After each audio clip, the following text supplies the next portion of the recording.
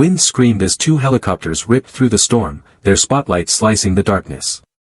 "Where's the nurse?" "Repeat, where's the nurse?" Clara froze in the rain. She was the only one on the road. The only one wearing scrubs. Her heart slammed. "I'm a nurse," she shouted into the chaos. The lights locked on her instantly. A soldier dropped from the chopper, boots hitting the ground. "Clara Hensley." She staggered back. "How do you know my name?" "You're coming with us. People are dying." "I just got fired," she blurted. "Then tonight, you get your job back." He grabbed her arm, the rotors screaming overhead. The rope ladder swung down. Clara looked up into the blinding rain, realizing this wasn't a rescue. It was a mission. And whatever waited out there in the dark. It knew her name before she ever got the call. Rain slashed across the cracked hospital parking lot, blurring the red termination notice printed across the paper clutched in Clara Hensley's trembling hand. Her white uniform, once a badge of honor, was soaked through, plastered to her skin like a cruel reminder of everything she had just lost. "Please, at least tell me why," she whispered, but the heavy glass doors had already sealed shut behind her. The security guard wouldn't meet her eyes. Inside, the world she'd given 15 years to kept moving without her. Monitors beeped, patients called out, nurses hurried past, but out here, she was invisible. She started walking. Her sneakers squelched in the puddles. Streetlights shimmered on the asphalt. Every step echoed the same unbearable truth: she'd been fired. After all those years, all those sleepless shifts, all those lives saved, one complaint, one patient's powerful family, and the board's decision was swift. Her ID badge still hung from her neck, though it meant nothing now. She gripped it anyway, as if it were a lifeline. Somewhere behind her, thunder rolled over the city skyline. It didn't sound like weather, it sounded like a warning. Clara's mind replayed the final words of her supervisor. "You crossed a line, Clara. You intervened in a case you weren't assigned to. You should have walked away." But how could she have? A child was coding in the ER, no assigned nurse had arrived yet. Clara had acted, saved the boy's life, and now, she was being punished for it. 15 years. Gone in 15 minutes. She turned onto the narrow stretch of highway that led toward her apartment on the outskirts of town. Her umbrella was long gone, her hair plastered to her face. Every car that passed sprayed her with muddy water, but she didn't flinch. If she stopped walking, she'd fall apart. Then came the sound, the one that didn't belong. At first, it was just a low vibration in her chest. Then, the air itself seemed to shudder. She froze, scanning the night sky. The rain made it hard to see, but then, two powerful beams of light cut through the storm. Helicopters. Military ones, by the look of them, matte black, heavy rotors thundering so loud the earth trembled beneath her feet. They came in low, too low, and circled the empty field beside the road. Her heart lurched. The downdraft tore through the grass, whipping her hair across her face as she stumbled backward. What on earth? A voice boomed through the megaphone, distorted but urgent. "Where's the nurse?" "Repeat, where's the nurse?" Clara froze. Her soaked uniform clung to her shoulders. She looked around, half expecting someone else to appear. But there was no one. Just her. Alone on the roadside. She lifted a hand, hesitantly. "I'm a nurse," she shouted, her voice lost in the roar of the blades. "What's happening?" The first helicopter flared its lights, angling closer. The second hovered behind, floodlights sweeping across the wet highway. The voice came again, clearer this time. "Nurse identified. Please remain where you are. We need your help, now." Clara's mind reeled. This had to be a mistake. Some kind of drill. Or maybe they were looking for someone else entirely. But before she could take a step, a rope dropped from the open side door of the lead helicopter. Two soldiers in rain-slicked uniforms descended, splashing into the mud beside her. "Clara Hensley," one shouted, his face shielded behind dark goggles. She blinked rain from her eyes, startled. "Why yes, how do you know my name?" The soldier didn't answer. Instead, he grabbed his radio. "Target located. Confirming positive ID." Prepare for immediate evac. Evac? Clara stammered. Wait, evac from what? The man turned to her, lowering his voice over the wind. Ma'am, a convoy went down 20 miles north. Medical personnel are scarce. You're the only critical care nurse within range. We need you on that bird, now. Clara's pulse thundered in her ears. I was just fired, she muttered, as if that detail somehow exempted her from whatever this was. But the soldier's expression didn't change. You're still a nurse, ma'am. And people are dying. In that instant, the world snapped into focus. Every injustice, every tear, every door that had just closed, none of it mattered now. Because somewhere out there, in the dark, people needed her. And she was the only one who could help. Her fingers tightened around the ID badge still hanging from her neck. Maybe it still meant something after all. Clara took a deep breath, nodded once, and climbed into the waiting helicopter. As it lifted off the ground, the city lights fell away beneath her, replaced by endless blackness and rain. She didn't know where they were going or what waited for her there, but for the first time in hours, she had a purpose again. And far below, her termination notice fluttered away in the storm. If you were Clara, heartbroken, betrayed, and suddenly pulled into something greater than yourself, would you go with them? Or would fear keep you on the ground? Share your thoughts below. What would you do in her place? The helicopter's doors slammed shut with a metallic echo that drowned even the thunder. Rain streaked sideways against the windows, refracting the glow of the city below into a blur of red and gold. The rotors screamed, tilting the aircraft sharply as it clawed its way through the storm. Clara gripped the seat straps until her knuckles went white. The soldier beside her, helmeted, faceless, tightened her harness with a single jerk. Stay strapped, ma'am. We'll brief you in flight. Brief me on what? She shouted over the roar. No answer. Just the pilot's voice through the comms. ETA to crash site, 12 minutes. Medical prep, now.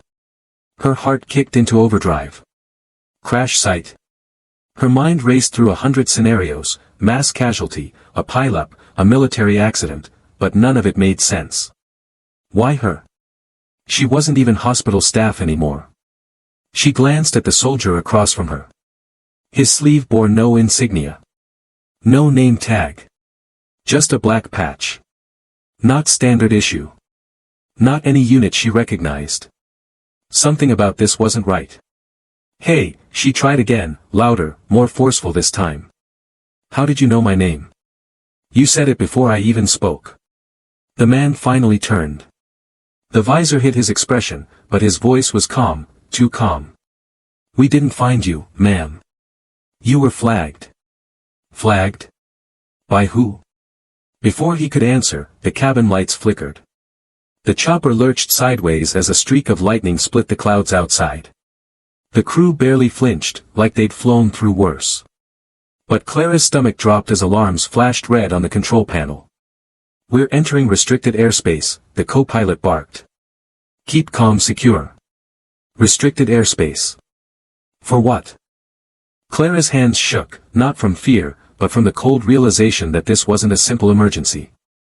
She looked at the equipment loaded around her, military med kits, sealed cases marked with biohazard labels, defibrillators that weren't hospital standard. Whatever had gone down 20 miles north wasn't just a crash. It was a containment. The pilot's voice cut through again. Sight in visual range. Lights out. Full blackout approach. Instant darkness. The cabin dimmed, and all she could see were faint red instrument lights and flashes of lightning painting the world outside. Through the storm, she saw it, a burning scar carved into the forest below. Metal twisted. Vehicles overturned. The wreckage glowed orange and blue. The soldier leaned toward her. Listen carefully, Nurse Hensley.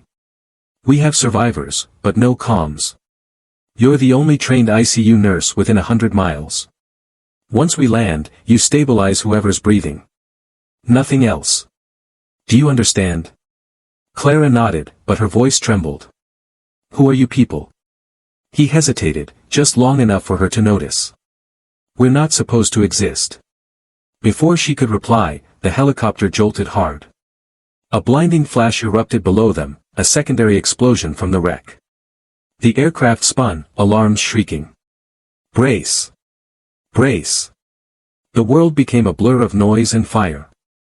Clara's shoulder slammed against the metal wall as the chopper dipped violently, banking away from the flames. Her mind screamed for reason, for control, but all she could hear was the soldier's voice, steady and grim. They said the nurse would know what to do. Then, impact. Not a crash. A landing. Controlled. Violent. The moment the doors slid open, heat and smoke poured in. Outside, dark figures moved through the wreckage, flashlights flickering over twisted steel and bodies on the ground. A smell, chemical, electric, wrong, burned the air. Clara staggered out, clutching her med kit, the rain hitting her like shards of glass. And that's when she saw it. Something, or someone, lying near the burning remains of a transport truck, covered in silver sheeting. Not a soldier. Not civilian. The skin shimmered faintly beneath the rain, as if catching light that wasn't there. The lead soldier raised a hand. "Don't touch that one," he barked. But Clara was already kneeling, instinct overriding orders. The body was still breathing. Shallow, irregular. And its pulse, she felt it beneath her fingers, wasn't human. She looked up, rain streaming down her face. "What is this?" she demanded. The soldier's jaw clenched. "Just do your job, nurse. Or none of us get out alive. If you were Clara, face to face with something breathing but not human, would you still save it? Or walk away knowing it might be the reason you were chosen? Fire, comment your instinct below, help, or run." The rain hissed over burning metal as Clara pressed her palm against the strange body's chest. A pulse, there, faint but strong. Her mind rejected what her fingers told her. The heartbeat wasn't normal, it rose and fell in patterns, almost rhythmic, like code written in flesh. "Step away from it," a soldier shouted, weapon raised. Clara ignored him. "It's alive. I need equipment, oxygen, fluids." "Ma'am, that's not alive. That's a priority object." "Object?" She snapped her head up, eyes fierce under the rain. "That's a living being." She ripped open her kit, sliding the stethoscope into her ears. The sound that filled them made her flinch. The heartbeat echoed like two tones at once, two rhythms trying to coexist inside one chest. Her medical brain tried to make sense of it, bifurcated cardiac impulse. No. Impossible. "Pulse ox," she barked, holding out a hand. The soldier hesitated. "Ma'am, we're not authorized." "Then get out of my way." She yanked the monitor from his belt and clipped it to the being's finger, if you could call it that. The numbers blinked red. O2 sat, 37%. HR, 213. "God," she whispered. "It's dying." The soldier behind her cursed. "We need to extract now. HQ says secondary fire inbound, chemical containment breached." "Containment?" she shouted. "What are you people carrying?" But he didn't answer. The wind roared louder as the other helicopter descended nearby, its rotors kicking up ash and sparks. Clara shielded the patient's face with her arm. That's when the being's eyes flicked open. Blue. Not just blue, light, glowing faint beneath translucent lids. The pupils narrowed, then widened, locking onto Clara's face. She froze, mid-breath. "Can you hear me?" she whispered. The being's lips moved, no sound, then a word, broken, mechanical, human and not. "Help, me." Every instinct screamed to run. Every cell in her body begged her to stay. Clara looked up at the soldiers. "We're not leaving this one." The lead soldier shook his head. "Orders are clear. Non-human assets get tagged, not treated." "Then change your orders." "You don't understand." "Then make me." Before he could respond, a thunderous explosion ripped through the tree-line. The shockwave slammed into them, knocking Clara sideways. She hit the ground, dirt and rain in her mouth. The soldiers dove for cover. Searing heat washed over her as one of the trucks detonated. She coughed, pushing herself up, just in time to see something moving through the smoke. Tall. Silent. Armored. Not military. Not human. And heading straight for them. Contact! Contact! Someone yelled. Gunfire erupted, flashing staccato light through the rain. Clara dragged the wounded being behind cover. Her training kicked in, field dressings, airway check, pulse. Her hands moved on instinct, mind racing faster than fear. The being grabbed her wrist, grip weak but firm. Its voice came again, fractured but urgent. They'll kill me. You can't, let them. Who? She gasped. But before it could answer, the lead soldier yanked her backward. We're pulling out. Now.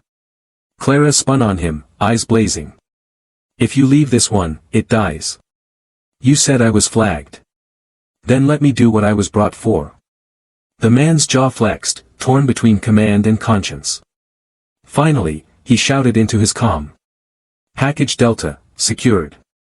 Evac 2. He turned to her. You've got 60 seconds, nurse. After that, no promises. She didn't waste a heartbeat. Oxygen mask, compressions, stabilizer. She worked like the world depended on it, because it suddenly felt like it did. The pulse steadied. The glow in its veins dimmed but stabilized. When she looked up again, the creature's eyes, no, person's eyes, were fixed on her with something almost human. Gratitude. And fear. The second helicopter lowered its ropes. The soldiers shouted over the storm. Clara refused to look back at the burning wrecks. As they lifted off, she realized, she'd just broken every order given to her. And saved something the world wasn't supposed to know existed. Below them, the wreckage burned in silence, swallowing the evidence. Above, lightning tore the sky open again, revealing, for one brief instant, a black insignia painted across one of the armored vehicles. Project Nightfall. The helicopter clawed upward through sheets of rain. Clara kept pressure on the patient's chest, feeling that alien heartbeat steady beneath her palms. Every time the pulse flared, the cabin lights flickered, like the thing's body was talking to the electricity itself. The soldier across from her avoided looking directly at it. Keep that mask sealed, he barked. Clara shot back, then give me a vitals monitor that doesn't short every time it breathes. The pilot's voice crackled through the intercom. Command confirms containment breached. We're diverting to Black Ridge Base. Black Ridge, one of the crew muttered. That site's been decommissioned for years. No answer came. Clara's gaze drifted back to her patient. Beneath the oxygen mask, its skin shimmered faintly, veins pulsing with soft bioluminescence that traveled like current through wires. The features were almost human, high cheekbones, translucent lashes, a faint scar near the jawline. It whispered again, voice raw. Don't, let them send me back. Back where? She whispered. Its eyes fluttered open. Underground. Before she could ask more, the helicopter banked hard right. G-forces shoved everyone sideways as alarms shrieked. Clara clutched the stretcher rail. Talk to me, she yelled at the crew. The co-pilot's voice came through, tight, urgent. Missile lock. Defensive flares, now. White light exploded outside the windows. For a heartbeat the night turned day, then plunged back into black. The blast missed by meters. Who the hell is firing on us? One soldier shouted. Nobody answered. But Clara saw the look they exchanged, grim, knowing. Whatever was out there wasn't an enemy. It was cleanup. Minutes later they broke through the storm and descended toward a mountain range. Hidden between ridges, a cluster of hangars glowed faint red under fog. The base looked deserted, no runway lights, no insignia. The doors yawned open like a wound swallowing the helicopter whole. Inside, sterile corridors, humming lights, the smell of ozone. They rolled the stretcher down a hallway lined with glass observation rooms. Behind each pane, shapes. Figures under sheets. Monitors showing flickering blue pulses instead of heartbeats. Clara slowed, breath catching. What is this place? The soldier beside her muttered, Research Division. She frowned. Research for what? He didn't reply. A woman in a gray lab coat met them at the end of the hall. Her hair was cropped short, her expression razor-sharp. Bring Subject 6 into Bay 3. Subject 6. Clara repeated. It has a name. The woman looked at her for the first time. Not anymore. They transferred the patient to a glass isolation bed. Machines attached automatically, scanners, injectors, electrodes. Clara stepped forward, but the scientist blocked her. You're not cleared. I kept it alive, Clara snapped. If you touch it without knowing how it reacts, you'll kill it. The woman's eyes narrowed, evaluating her. Then she nodded once. Fine. You assist. But understand, everything you do from this moment forward is classified. Level Omega. Clara's pulse hammered. I didn't sign any clearance. You were selected, Nurse Hensley. Long before tonight. The words hit harder than the rotor noise still echoing in her ears. Selected? For what? The scientist entered a code on the console. A monitor flared to life, showing a logo, an angular crescent over the words Project Nightfall. Below it, a series of medical files scrolled by, blood types, neural patterns, and personnel names. Clara's breath froze when she saw the last one. Hensley, Clara M., donor ID, NF01. What does that mean? She whispered. The scientist didn't look up. It means this one, she gestured to the being on the table, was engineered from you. The room tilted. Clara stumbled backward, shaking her head. That's impossible. Your DNA sample from the hospital program 5 years ago. Genetic empathy trials, you remember signing the consent form? That was for diagnostic AI calibration, not for creation. The woman's tone was almost curious. And yet, here it is. Your body's resilience, your neural patterns, replicated and enhanced. A prototype that bonds with its source. Clara turned to the glass bed. The being's luminous eyes met hers, reflecting her own shock. That's why they found you, the scientist said quietly. It calls to you. The alarms broke the moment apart, sharp, metallic, urgent. Containment breach. Level 3, Eastern Sector. The scientist grabbed the headset. Seal the bay. The doors started sliding shut, but not before a deep, metallic roar echoed down the corridor. Lights flickered. One of the glass chambers shattered in the distance. Figures, half-formed, twitching, spilled into the hall. Clara backed against the wall. What are those? The soldier beside her chambered his rifle.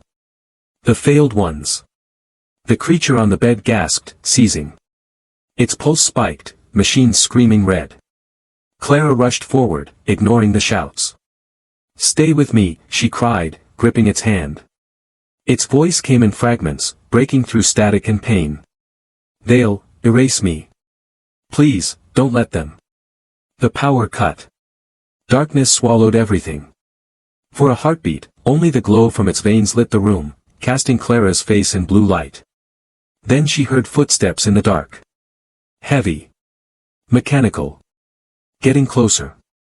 The emergency lights stuttered back to life, dim, red, and trembling, casting the lab in the color of blood. The smell of ozone hung thick in the air.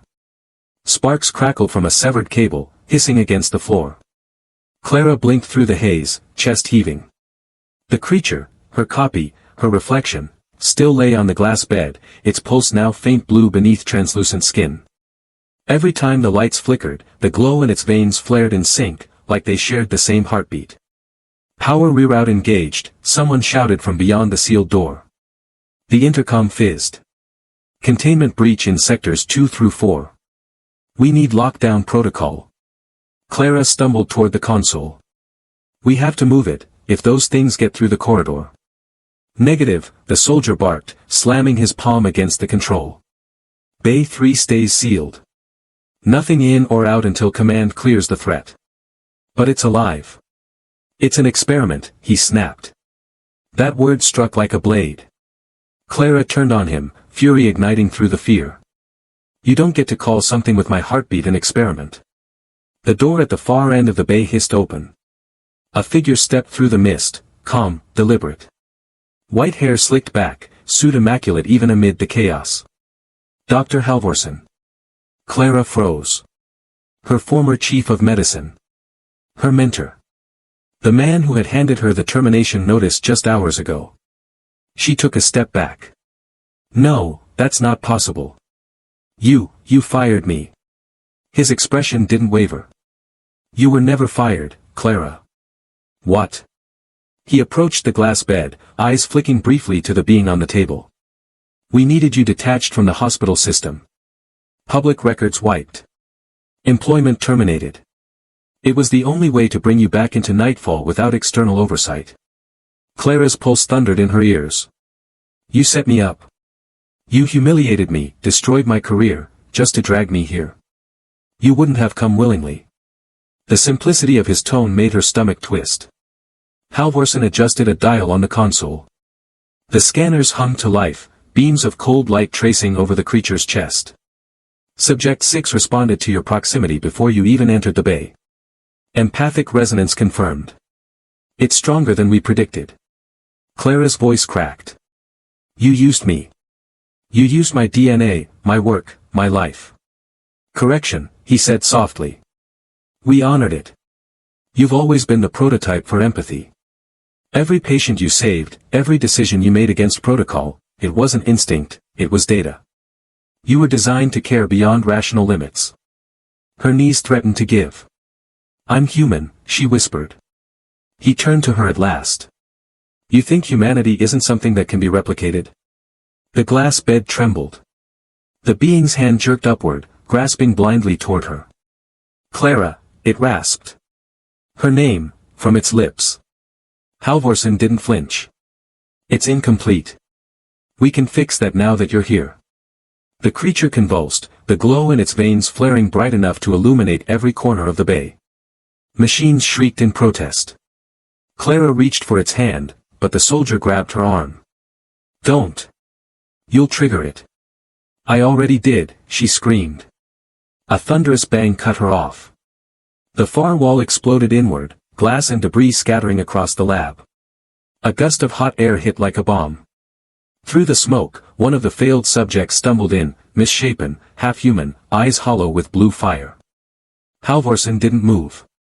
He only pressed a button on the remote in his hand. The creature's body jerked once, then froze. The pulse in its veins slowed, its breathing stilled. Clara turned in horror. What did you do? Failsafe, Halvorsen said. Symbiotic link, your vitals connected. If one of you dies, so does the other. Keeps both assets under control. The blood drained from her face. You linked us. Don't fight it, he said gently, almost fatherly. The world is ending, Clara. You've seen the signs, the storms, the collapses, the chaos outside. Nightfall isn't destruction. It's adaptation. The soldier hesitated. Sir, lockdown's breaking. We need to evac. Not without her, Halvorsen said. She is the project now. Clara's vision swam. Anger, betrayal, terror, they collided in her chest until all that remained was disbelief. She backed toward the body on the table, her reflection flickering faintly beneath the oxygen mask. You made me a donor. A ghost of myself. Halvorsen sighed. No, Clara. I made you a mother. For a heartbeat, everything inside her stopped. Then the alarms wailed again, shrill, desperate. The glass wall behind them shattered. The failed subjects poured in, their twisted forms moving like broken shadows. The soldier opened fire, shouting. Clara dove for cover, pulling the being's stretcher with her. Clara. Halvorsen shouted. Don't take it. You'll kill yourself. She didn't hesitate. She ripped the respirator free, shoved the defibrillator leads onto its chest. Live, she whispered, pressing the charge. Electric light surged, through the creature, through the cables, through her. Pain lanced down her spine like fire. The soldier's shouts blurred into static. The being gasped, and the pulse in her wrist exploded to life in perfect sync. Halvorsen stumbled back, face pale with realization. You just bonded with it permanently, he breathed. You've doomed yourself. Clara looked up, eyes fierce, glowing faint blue in the reflected light. No, she said. You did that years ago. The blast doors sealed again, splitting them apart. And for the first time, Halvorsen looked afraid. If you discovered you'd been manufactured for something beyond your control, your compassion weaponized, your DNA cloned, would you fight back against your creators, or use what they made you to burn them down from the inside? The sirens were dying. Only the rain and the faint hum of backup power filled the silence that followed. Clara pressed her forehead against the cold steel door, her breath fogging the metal. On the other side, she could still hear gunfire, short, controlled bursts that grew more desperate by the second. Then, nothing. She was alone. The being, her duplicate, her mirror, lay on the floor beside her, barely conscious. Its breathing was ragged, blue light flickering weakly through its veins like a candle guttering in wind. Clara ripped the sleeves off her uniform and tied them around its wounds, hands trembling. "Stay with me," she whispered. "We're not done yet." Its eyes fluttered open. "They'll find us," it murmured. "He'll use you." Clara swallowed hard. "He already did." The words cracked something inside her. 15 years of loyalty, erased by one man's experiment. Every late shift, every patient, every heartbeat she'd guarded, it had all been a trial run. She looked at her reflection in the creature's glass-like eyes and almost didn't recognize the person staring back. Her hands were slick with blood, hers and its. The monitors behind them still blinked faintly, data streams alive with their shared vitals. One heartbeat mirrored across two bodies. She tried to stand, but her legs buckled. Pain shot up her spine, sharp and electric. The bond, Halvorson's link, was real. She could feel it now, every fluctuation, every shallow breath from her other half rippling through her nerves like an echo. When it hurt, she hurt. When it weakened, so did she. She forced herself to move anyway. "We need to find a way out," she said, half to herself, half to keep from screaming. The hallway beyond the broken bay was littered with shell casings and scorch marks. Red emergency lights pulsed along the walls like a heartbeat counting down. She stepped over a fallen soldier. His faceplate was cracked open, eyes staring blankly. No insignia. No identification. Just a patch with one word, custodian. The word sent a chill down her spine. Custodians didn't save things. They erased them. The creature, no, the person, staggered behind her, clutching its side. "You shouldn't have come for me," it whispered. Clara stopped and turned, voice rough. "You're alive because of me. Don't tell me what I shouldn't have done." It tilted its head slightly, studying her like a child seeing itself in a mirror for the first time. "You're different from them. You feel everything." "Yeah," she said bitterly. "And it's killing me." They moved through the corridor together, past shattered observation windows and rooms filled with burned-out equipment. The deeper they went, the colder the air became, sterile and metallic. Every step was a battle. Every sound made Clara's pulse spike. She found an elevator bay, half collapsed. The panel still flickered faintly. She jammed her fingers against the up button, praying it still worked. The light turned green. As the doors slid open, she saw her reflection, two of her, one human, one half-light, staring back from the mirrored walls. For a moment, neither of them spoke. Then the creature asked softly, "Do you hate me?" Clara's throat tightened. "I don't know," she said. "I think I hate what they did to both of us." The elevator jerked upward, groaning through the shafts. Sparks fell from overhead cables. Clara clutched the rail to steady herself. "What happens if one of us dies?" she asked quietly. It met her gaze. "Then neither of us lives." The truth hit harder than any explosion. She was tethered to something she didn't understand, bound to a life she never consented to. Every breath now cost her two.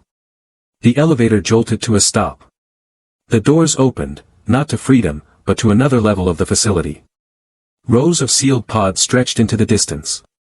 Each one held a figure, some human, some not. All suspended in luminescent fluid.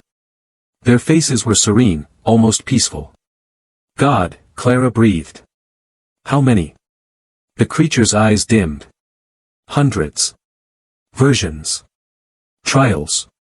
She moved closer to one pod. Inside was a woman, her face eerily familiar, like a younger Clara before years of night shifts and heartbreak. Her chest rose faintly under the glow. Her stomach twisted. They didn't stop with me. No, the creature said softly. You were the first that worked. Clara backed away, dizzy. All this time I thought I was saving lives. I was just feeding them data. The intercom crackled overhead, a voice filtering through static. Clara, can you hear me? She froze. Halvorsen. Don't do anything rash, he said, tone eerily calm. I can still keep you both alive. Come back to Bay 3 and we can undo the link. Otherwise, the failsafe will trigger. She lifted her gaze to the ceiling, fury shaking her voice. You think I'm coming back after what you did? You misunderstand me, Halvorsen replied. This isn't a request. If your vitals drop below threshold, the entire complex sterilizes. No survivors. No data. You die, she dies, and everything burns. The line went dead. The creature sank against the wall, eyes wide with fear. He'll kill us both. Clara's mind raced. If Halvorsen was telling the truth, she was running out of time. If he wasn't, she was walking into another trap. For the first time, she felt something new creeping in beneath the exhaustion and the rage, despair. She slid down beside the creature, back against the cold steel wall. The air smelled of antiseptic and rain leaking through cracks in the roof. I spent my whole life believing compassion was strength, she whispered. That saving people mattered. But what if it was just the thing they built into me to keep me useful? The creature tilted its head. Then use it against them. Clara looked up. Its eyes glowed faintly in the dim light. You're not a copy, she said slowly. You're proof. Proof that empathy can't be controlled. The silence stretched between them. Then, for the first time, the creature smiled. Small. Fragile. Human. The floor shuddered beneath them. Somewhere far below, machinery roared to life, the sterilization protocol Halvorsen had promised. Clara rose to her feet, adrenaline surging through the fatigue. If he wants to erase us, she said, we'll make damn sure the world knows what he's erasing. She reached for the emergency ladder at the far end of the hall. The creature followed, limping but alive. As they climbed toward the surface, smoke and sirens rising below, Clara realized what this moment was. Her career was gone. Her purpose stolen. Her humanity violated. And yet, somehow, she still cared. That was what made her dangerous. If you discover that your greatest strength, your compassion, was engineered to control you, would you bury it to survive, or wield it as a weapon to fight back? The ladder trembled beneath Clara's hands as she climbed through the access shaft, every muscle screaming from exhaustion. The emergency lights blinked red around her, turning the tunnel into a vein pulsing with artificial life. Below, the echo of explosions rolled upward through the metal walls. Halvorsen's purge had begun. Keep moving, she shouted down to the creature, who climbed behind her, its breath ragged but steady. The shared pulse in Clara's chest beat harder, faster, almost as if it were urging her on. Each rung was a battle between instinct and despair. Each heartbeat, a reminder, they were one life now. Halfway up, she paused, chest heaving. You still with me? I'm here, it said softly. But you're weakening. She didn't answer. She could feel it. The bond drained her, a constant siphon of energy keeping both of them alive. But she couldn't stop. Not now. When they finally reached the hatch, Clara shoved it open with all her strength. Cold wind slammed into her face, carrying rain and smoke. The world above was chaos.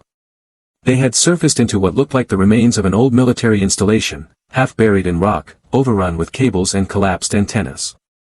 Lightning arced across the mountains, illuminating everything in flashes of white. Clara crawled out first, pulling the creature up after her. They collapsed onto the wet concrete, gasping. For a moment, all she could do was breathe. The rain felt like rebirth, cold, clean, punishing. She looked up at the storm-choked sky and let the water run over her face. For the first time since that night in the parking lot, she felt something other than fear. Freedom. It was raw, fragile, uncertain, but real. The creature sat beside her, its pale skin catching the flashes of lightning. You risked everything, it said. Why? Clara turned toward it, eyes dark but alive. Because they built me to save lives. They just never understood what that really meant. The words hung in the rain like a vow. Something in the creature's expression softened. When you touched me, I saw your memories. The child you saved. The faces you couldn't. The nights you cried alone. It's all inside me now. Clara's throat tightened. Then remember it. All of it. Because that's what makes us real, not what they built, but what we feel. It nodded slowly. The glow in its veins brightened, warm, steady, almost human. Then Clara saw it, the satellite dish still standing at the edge of the base, miraculously intact. The cables led to a rusted control tower nearby. If I can reach the communications array, she said, standing, I can broadcast everything, nightfall, the experiments, the truth. Someone out there has to listen. The creature rose beside her. Halvorsen will stop you. Then he'll have to kill both of us to do it. They made their way across the shattered tarmac, weaving between burning wrecks and twisted steel. Clara's body ached with every step, but inside her chest, something stronger than pain kept her moving. Resolve. She'd spent her life believing compassion made her weak. But tonight, it was her armor. At the base of the tower, she found the access panel half buried under debris. The old circuit sparked faintly when she flipped the main breaker. Come on, she whispered. Just once, please work for me. The lights on the console flickered, then stabilized. She turned to the creature. I need power input. Can you? It hesitated. If I connect, it will drain me. And me, she said. We'll share it. It looked at her for a long moment, then nodded. Together, then. It pressed its glowing hand against the console. Electricity surged through the metal, arcing up the tower like lightning captured in glass. Clara gritted her teeth as the energy hit her too, her nerves burning, her heartbeat syncing perfectly with the charge. The comm screen flared to life, displaying static. Then, through the haze, the interface stabilized. She found an open frequency and began typing, hands shaking. Project Nightfall, classified data dump. Hospital Research Division linked to human genetic experimentation. The signal cut out. A voice replaced it. Calm. Familiar. Clara. She froze. Halvorsen's voice echoed through the static. You can't win this. The world isn't ready for what we've created. You'll only make them afraid. And when they're afraid, they destroy. Clara's hands trembled over the keyboard. Then let them see what they're afraid of. He sighed. You were supposed to be better than this. The perfect nurse. The perfect human. You could have saved the world. She laughed bitterly. You can't save the world by killing what makes it human. Static crackled louder, then the screen exploded in sparks. The connection severed. But Clara didn't need it anymore. She turned to the creature, whose light was fading fast. You did it, she whispered. The signal got out long enough. Someone heard. Its voice came faint, a whisper in the storm. They'll come for us now. I know, she said. That's the point. Lightning struck nearby, throwing the world into white fire. The creature stumbled, collapsing against her. Clara caught it, holding it close. For a heartbeat, she felt everything, the shared pain, the fear, the defiance, and realized what the bond truly was. Not control. Not creation. Connection. The very thing Halvorsen had tried to weaponize was the one thing he could never understand, compassion without condition. Her breath came slower, calmer. The noise, the chaos, the storm, it all blurred into silence around that single truth. She looked down at the creature's face. You're not me, she said softly. You're what I might have been if I'd stopped believing in people. Its eyes fluttered open. Then teach me what it means to believe. Clara smiled faintly, even through the exhaustion. It means you don't give up, even when everything's broken.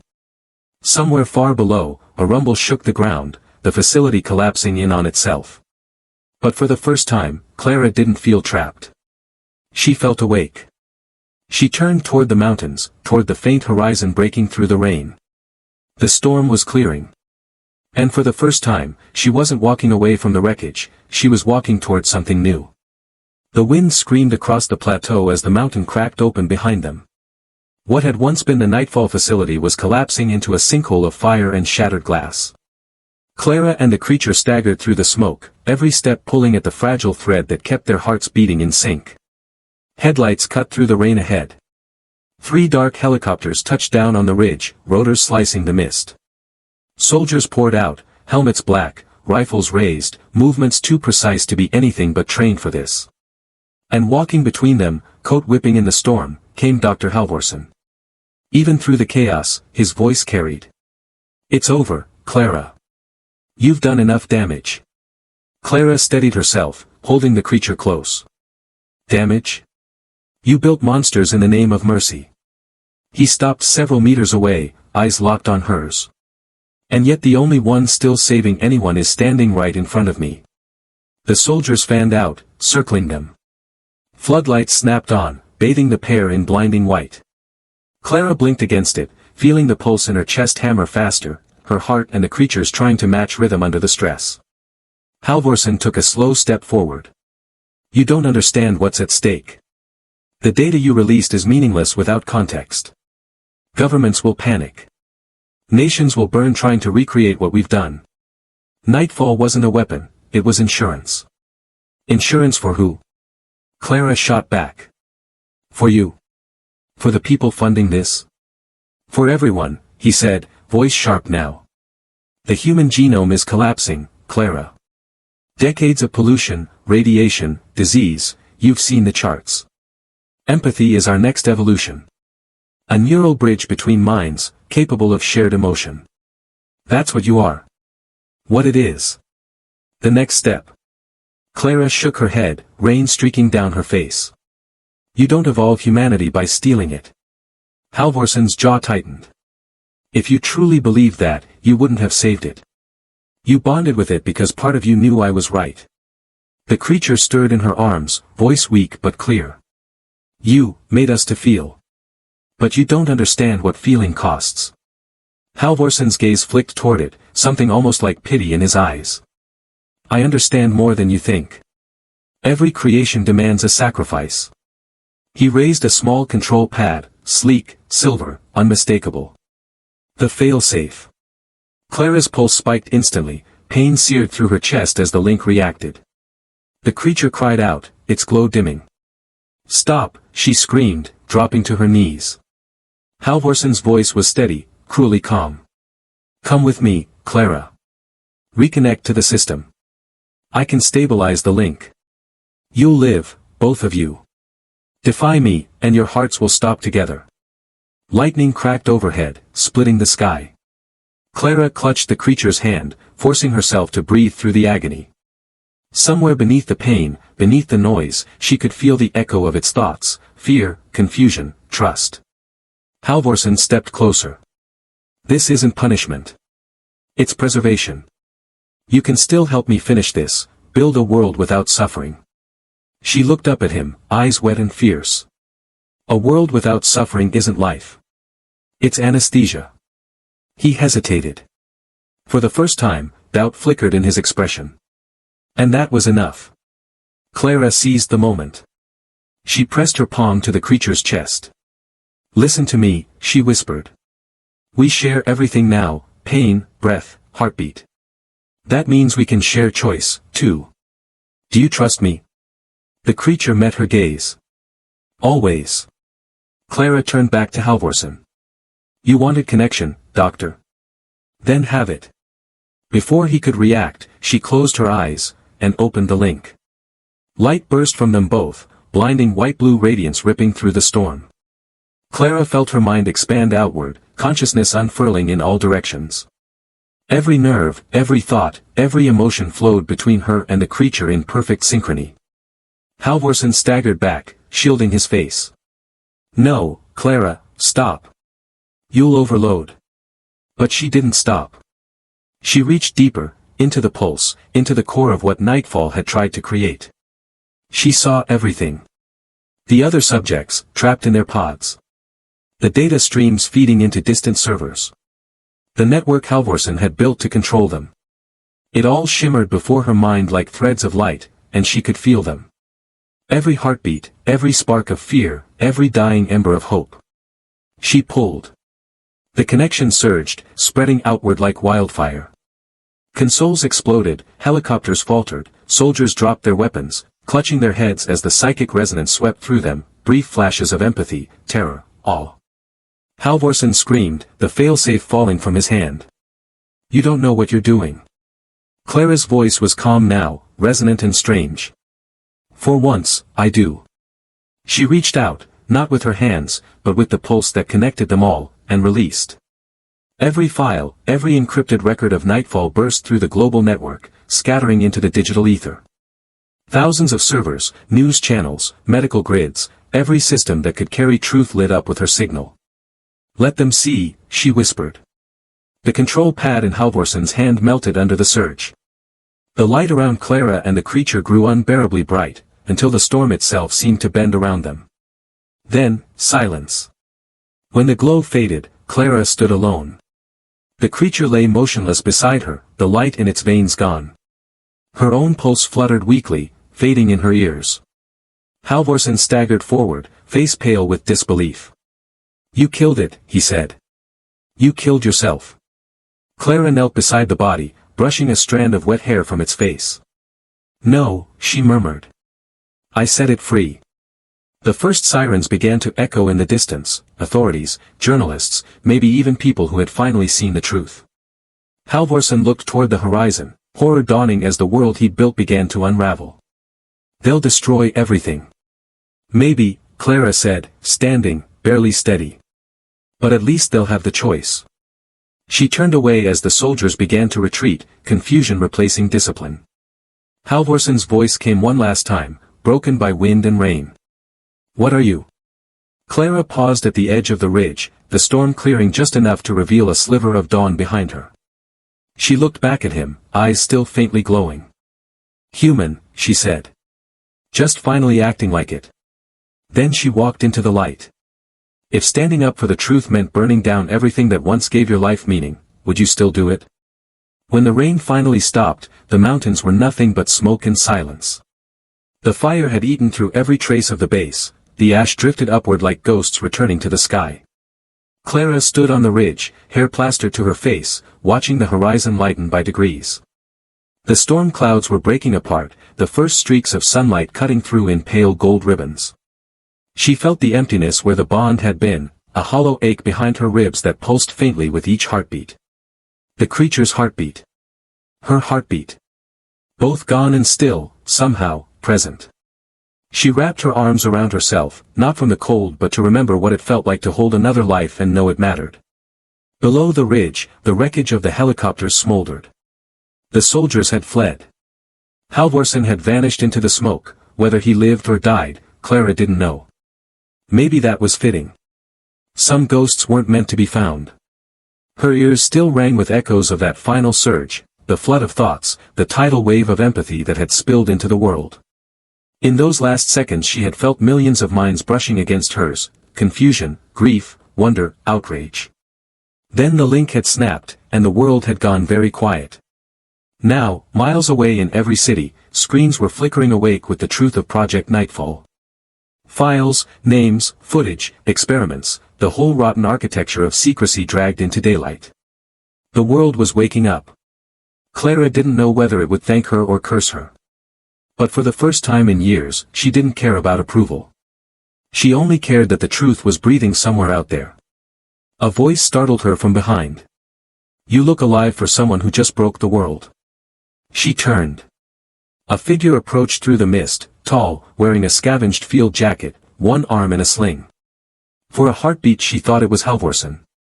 Then the figure lifted his head, and she saw one of the soldiers from the extraction team, the one who had first pulled her from the rain.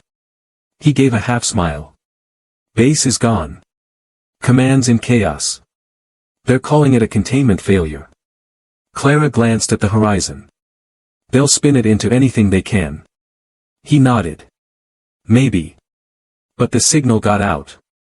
People are asking questions. That's new." For a moment they just stood there, listening to the distant crackle of burning metal. He looked at her, eyes searching. You planning to disappear? She let the question hang in the air. Maybe. Hospitals won't hire me. Governments will hunt me. And I've had enough of people trying to own my compassion. He pulled a small data drive from his pocket. Before everything went to hell, your counterpart downloaded something into the system. I grabbed a copy. He held it out. Clara took it, fingers brushing his. The casing was warm, faintly pulsing with blue light. She wanted you to have it, he said quietly. Said it was a reminder. Clara slipped the drive into her pocket. Then she knew I'd need it. He nodded once, then turned to leave. If anyone deserves a second chance, it's you, Nurse Hensley. She almost laughed. Just Clara. When he was gone, she stood alone again beneath the breaking sky. She looked down at her hands, steady now, scarred but alive. She could still feel the hum of the shared pulse somewhere deep inside, not pain anymore but presence. Pulling the drive free, she turned it over in the light. A soft projection flickered from its surface, images, not of data or schematics, but of memories, her saving a patient, the child she'd revived in the ER, her laughter with colleagues, the quiet moments of grief she'd hidden from everyone. All of it had been recorded, somehow transferred into this living archive. Her own empathy, mirrored back to her. A message appeared in the air, the creature's voice woven through static. You taught me what it means to care without control. If they built us to heal the world, then healing starts with you. Clara closed her eyes, letting the tears mix with rain. Goodbye, she whispered. And thank you. The projection faded, leaving her with nothing but the sunrise. She started walking, down the slope, toward the valley where the world waited to confront its new reality. Her steps were slow but certain, each one lighter than the last. In the distance, she could already hear sirens, engines, voices. The noise of a world waking from a long, engineered sleep. People would want answers. Some would call her a traitor, others a savior. She wasn't either. She was just the proof that empathy couldn't be programmed and that humanity, once awakened, couldn't be contained. As she reached the edge of the ridge, sunlight finally broke through the clouds in full, bright, blinding, warm. She raised a hand to shield her eyes, smiling despite herself. For the first time, the warmth didn't feel like fire. It felt like forgiveness. And somewhere, deep within that strange quiet inside her, a second heartbeat echoed faintly, steady, peaceful. Not gone. Just free. Clara took a deep breath, squared her shoulders, and walked into the light of the new day.